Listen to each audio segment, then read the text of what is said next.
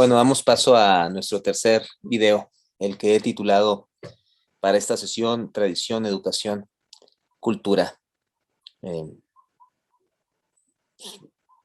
como el segundo de los factores intervinientes en la dinámica del acto educativo, que vamos ahorita apenas desglosando. El primero de ellos es la estructura humana. Y ya hemos visto cómo está presente en todos los ámbitos y en todos los momentos de la vida.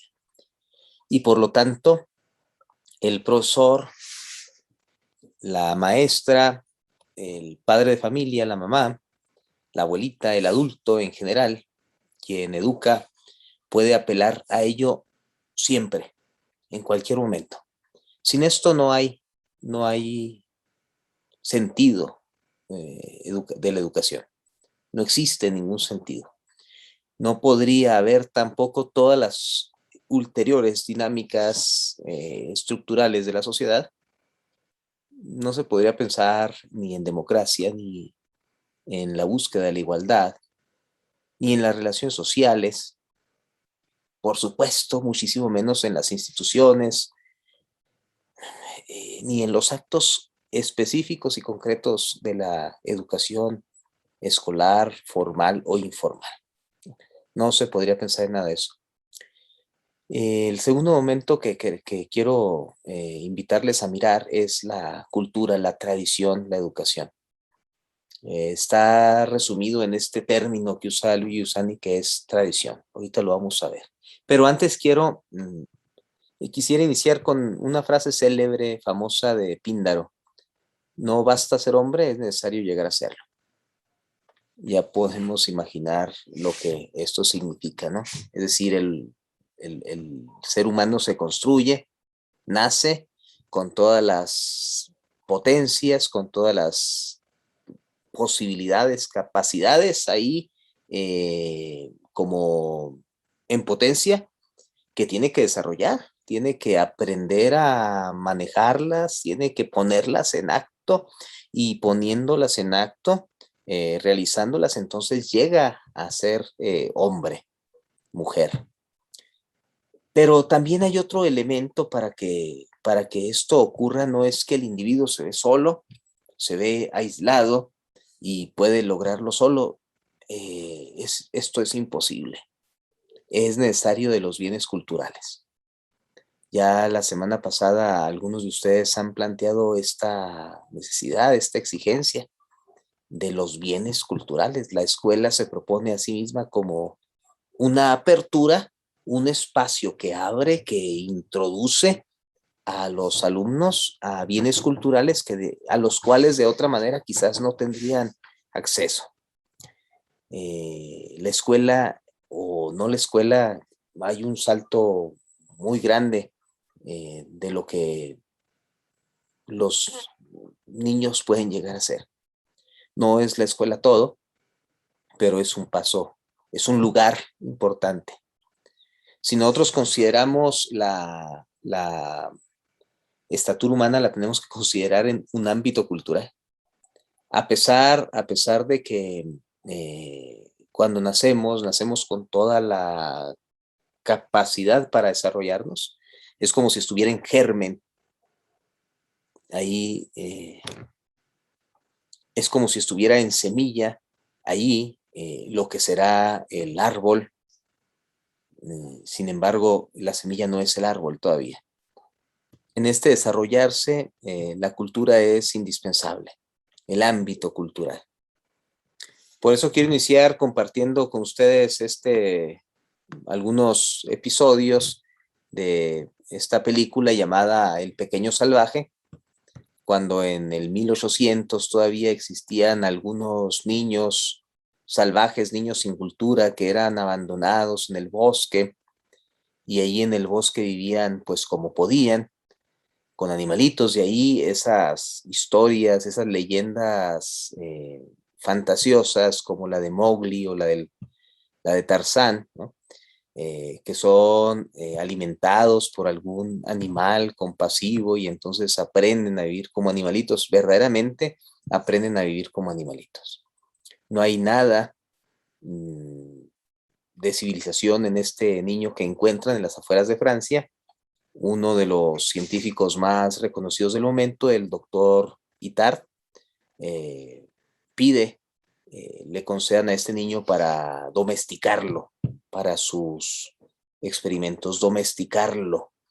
¿Qué significa domesticar? Pues la palabra domesticar viene de la palabra domus, que significa casa, es introducir en la casa. Los animales domesticados son los animales que pueden vivir en la casa.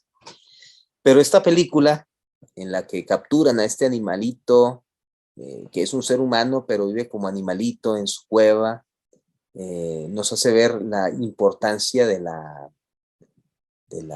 domesticación también para el ser humano. No como algo negativo, sino como algo verdaderamente que le permite alcanzar la estatura humana.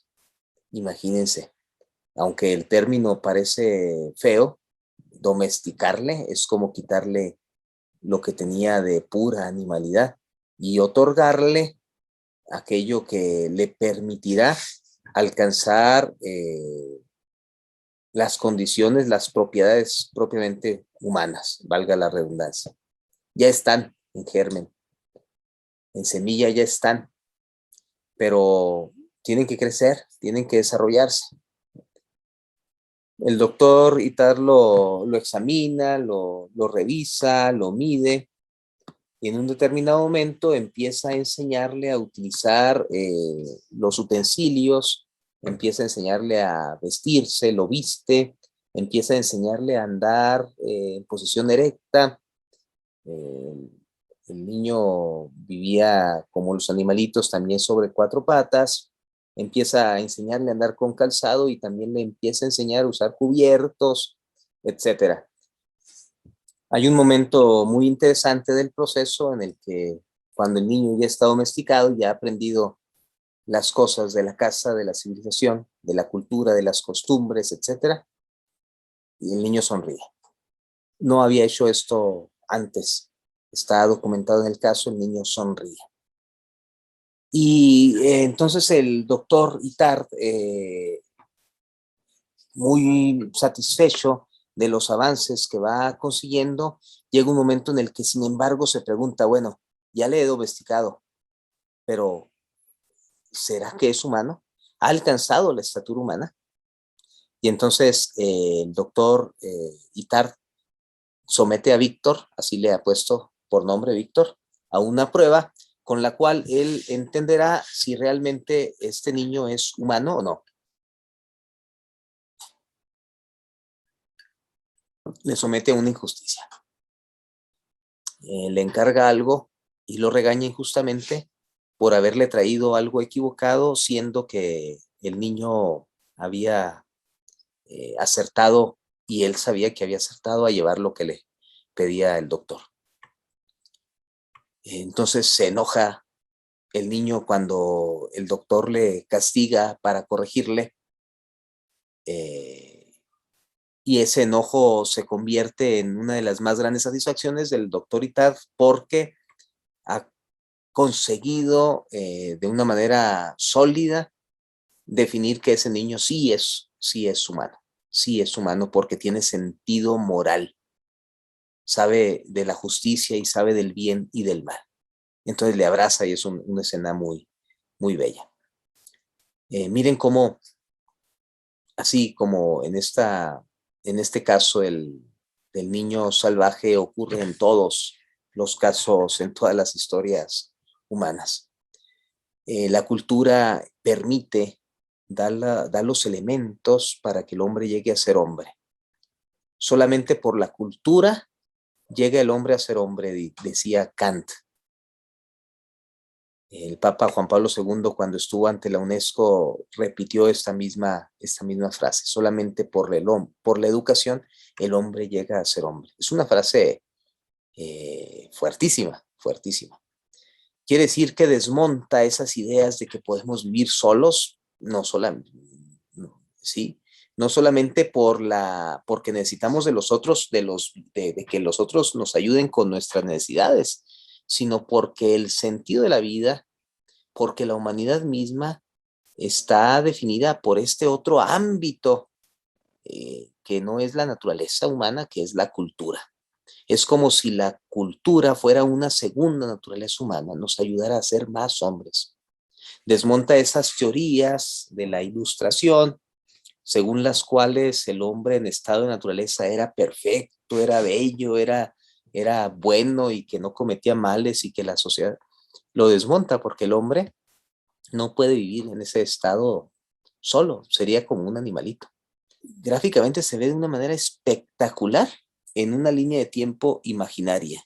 Yo he hecho este ejercicio con mis hijos y con algunos alumnos. Les invito también a que puedan hacerlo, pero es que es espectacular. Mire, el antepasado, el primer antepasado que se reconoce del Homo sapiens es el Homo habilis. El Homo habilis vivió entre 2.5 millones de años y 1.5 millones de años. Después apareció el ergaster, después apareció el sapiens y luego el Homo sapiens. Estamos hablando cuando apareció el sapiens de 250,000 años, hace 250,000 años aproximadamente.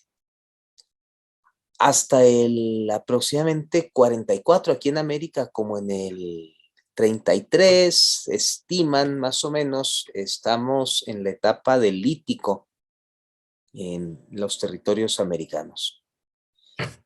Quiero invitarles a ver estas fracciones de tiempo de 1.4 millones de años a 250,000 y luego de 250,000 a 40,000. Y después de 40,000, que estamos en el periodo Lítico, hasta cuando fueron los primeros asentamientos seminómadas, por lo tanto semisedentarios en América, estamos hablando del siglo 5, 6, hasta el 3000 empezaríamos el preclásico, el 3000 antes de Cristo, el preclásico. El caso es que quiero invitarles a ver cómo las diferencias de tiempo se van acortando significativamente, inmensamente, de un periodo de tiempo a otro cuando se alcanzan los bienes culturales. De hecho, cultura como tal viene del término cultivo, y el cultivo fue lo que ha impulsado, lo que ha sobre todo determinado lo que hemos empezado como etapa del sedentarismo. Si consideramos estas etapas de tiempo, esos espacios larguísimos y luego mucho menos largos, y luego mucho menos largos, y luego muchísimo menos largos, y luego después no solamente menos largos, sino muchísimo más cortos, y los vemos determinados, definidos por los bienes culturales, podemos darnos cuenta de lo que la cultura significa. Lo que significó para el hombre de las cavernas al hombre que inicia el sedentarismo, significa también para cada uno de nosotros, de nuestros espacios. Solamente por la cultura del hombre llega a ser hombre. Claro, el universo de la cultura es inmenso. Ahí están, por ejemplo, los utensilios, las herramientas, que son bienes culturales que nos ayudan, nos facilitan la vida. Ahí están las relaciones entre los hombres, las normas, los códigos de conducta que regulan entre los que pertenecen al mismo pueblo, las relaciones. Ahí están los espacios comunes por los cuales una comunidad se resguarda a sí misma. Ahí está el comercio, ahí están los oficios. Es enorme el ámbito de la cultura, pero hay algo que, igual que decíamos para el punto anterior, está en todos los ámbitos, que es que la cultura, la educación, la tradición, ayudan al hombre a ser más hombre. En ese sentido, también los bienes culturales se tienen que comparar con esas exigencias originales del corazón. Hay un ejemplo muy simpático de una que hace ver esta cuestión de la tradición, por ejemplo, como algo razonable, que puede no serlo tanto a veces, porque a veces nos puede parecer que seguir las tradiciones por seguir las tradiciones, pues es más alienante que liberador, ¿no? A pesar de que solamente por la tradición el hombre llega a ser hombre, solamente por la cultura, por la tradición. El caso es que una muchacha está haciendo unos baguettes, unos panes largos con su madre, y cuando van a meterlos al horno, la mamá le indica que hay que cortarle las orillas a los baguettes para meterlos. Y entonces la hija lo hace, pero le pregunta a la mamá, pero mamá, ¿por qué hacemos esto? ¿Por qué le cortamos las orillas? Y la mamá no sabe responderle. Le dice simplemente, lo que pasa es que mi mamá así me enseñó, desde chiquita lo hacemos así, pues así es como se hace, hija. Entonces la hija va con la abuela y le pregunta, oye, abuela, pues mi mamá dice que a los panes cuando se les hace antes de meterlos al horno hay que cortarle las orillas. ¿Por qué hay que cortarle las orillas, abuela? No, mija, pues es que es la costumbre, así se tienen que hacer los baguettes, se les cortan las orillas para meterlos al horno. Pues no sé, mija, pues así me enseñó mi mamá. Y vivía todavía la bisabuelita de la muchacha y a la cual acude y le dice, oye, Visa, pues es que mi mamá dice que no sabe por qué se le cortan las orillas, que así a los panes, a los baguettes cuando se les va a meter al horno, que así lo hacía mi abuela, y mi abuela dice que así le enseñaste tú. Ay, no, mija, le dice la bisabuela. Lo que pasa es que yo le cortaba las orillas porque no cabían en el horno. Es decir, me explico, es simpático. Esto puede ser que a veces la tradición nos juegue mal porque no explica las razones por las que está. Cuando no explica puede ocurrir fenómenos como este que acabo de contar. Pero la tradición ha surgido como respuesta a las exigencias humanas. Y las más grandes de las exigencias humanas, pues es la exigencia de sentido. Por eso la tradición, lo primero que tiene que hacer es mostrar las razones por las que existe. Es ser una hipótesis de sentido. Una hipótesis, fíjese bien, maestro, maestras, una hipótesis de sentido. Quiere decir algo que es necesario que después se verifique.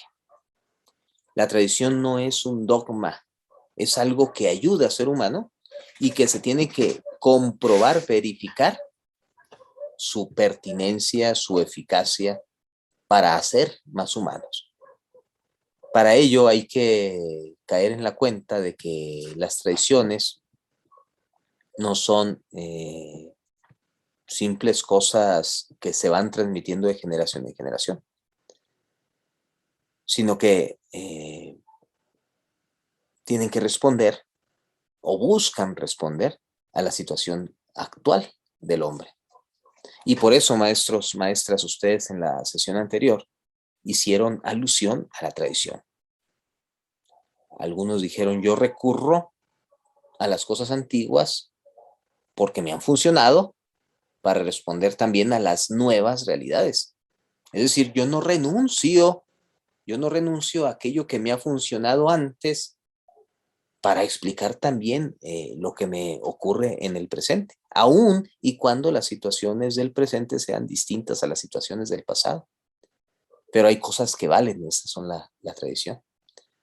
Cuando recordamos la historia y recordamos algunos maestros, algunos recordaban esto, elementos de la tradición. Algunas de ustedes trajeron a colación el tema de los valores como un elemento de la tradición. Es decir, cuando se dice ya no se educa en valores y se tiene eh, como que aflora esa necesidad de traer a los jóvenes, a los niños de hoy, el significado de las cosas que se hacían antes, porque no se puede generalizar, pero en el mundo de los valores parecían más sólidas, más eficaces que hoy. Entonces falta ese elemento de la tradición, entonces se recurre a ese elemento de la tradición. Para el niño, cuando al niño se le ofrece un elemento, en el aula nosotros ofrecemos elementos de la tradición. No nos estamos inventando las cosas, estamos recurriendo a elementos que nos han sido dados. Muchos de ellos son de la técnica, algunos son fórmulas, otros más son costumbres, otros más son elementos de significado. Este es el punto al que quiero llegar también. Al hombre de hoy no le es necesario hacer todo el recorrido de los 2.5 millones de años que ha hecho nuestra especie para llegar a ser lo que somos. Lo recibe en su cuna desde el día de su nacimiento, con todos los bienes que papá y mamá le ofrecen, en la comunidad, en la escuela. Después seguirá asumiéndolo en la vida, con los amigos, en el trabajo. Seguirá acudiendo a los elementos de la tradición. Es imposible que se haga el camino nuevo desde cero. Pero hay algo que el niño pide a gritos constantemente, y es el sentido de las cosas. La tradición como una hipótesis de sentido no es nada más la fórmula masticada que el maestro, la maestra le da al niño para que resuelva un problema. Es ayudar al niño a que el niño pueda ver la pertinencia de eso que se le está ofreciendo. Porque se le ofrece lo que el niño está necesitado de recibir. Mucho del trabajo del maestro es mostrar justamente esta pertinencia de eso que ofrece. Nosotros decimos cómo llamar la atención de los niños, cómo atraerlos. Bueno, eso significa mostrar la pertinencia de lo que se ofrece. En ese sentido podemos decir sin preámbulos que es verdad que la escuela no es la encargada principal o primera de educar a los hijos en el sentido de la vida, que está implicado el mundo de los valores, el mundo del horizonte religioso, del compromiso social, de el amor, el cariño. No es la primera instancia, es la familia, pero que la escuela, cuando educa también en estos otros ámbitos, y educa siempre en estos otros ámbitos. A propósito, termino para ello con un parrafito del texto que está en la página 28-29 de su texto. El que leo es de la página 29. Es un discurso del Papa Francisco a la escuela, a los estudiantes y profesores. Amo la escuela porque nos educa en lo verdadero, en el bien y en lo bello. Los tres van juntos. La educación no puede ser neutra. O es positiva o es negativa. O enriquece o empobrece. O hace crecer a la persona o la deprime. Incluso puede corromperla. Y en la educación es muy importante lo que también hemos escuchado hoy. Siempre es mejor una derrota limpia que una victoria sucia. Esto nos hará bien para la vida. Siempre es mejor una derrota limpia que una victoria sucia. Todos juntos. Siempre es mejor una derrota limpia que una victoria sucia. La misión de la escuela es desarrollar el sentido de lo verdadero, el sentido del bien, el sentido de lo bello.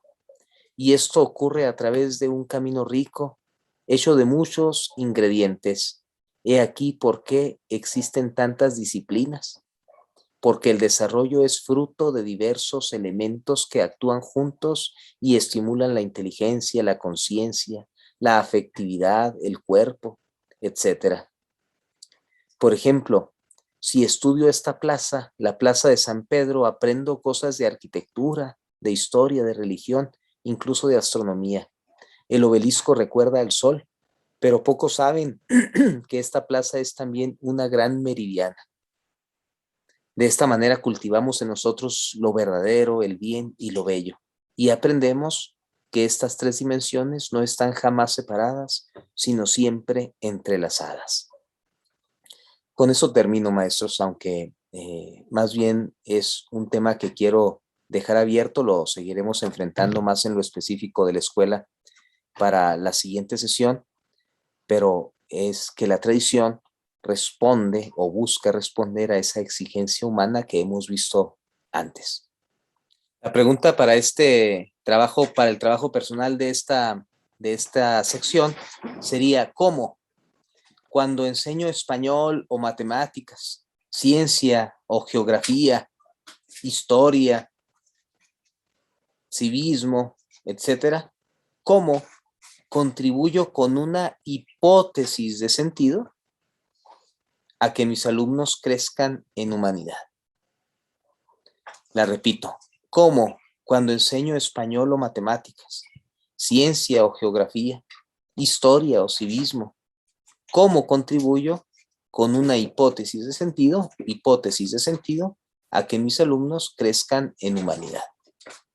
Y recuerden, maestros, que no es necesario ni deseable que contesten con teorías. Es mejor poner ejemplos concretos. Entre más concretos, mejor, porque con esos podemos hacer experiencia. Si no, seguiremos en el ámbito de la teoría solamente. Incluso podemos arriesgarnos a proponernos a nosotros mismos. Ese es un trabajo personal para cada quien, pero proponerse cada quien a sí mismo formas en las que, métodos por los cuales podamos darnos cuenta más en específico, más en concreto, que con las particularidades de cada estudio, lo específico, lo concreto de cada estudio, se contribuye a esa formación, a ese crecimiento humano de los alumnos. Es decir, se responde a la estatura humana, a la necesidad, a la exigencia humana, y no se renuncia a esas preguntas con las que los niños llegan, aún sin expresarlas, a nuestras aulas. Saludos, maestros.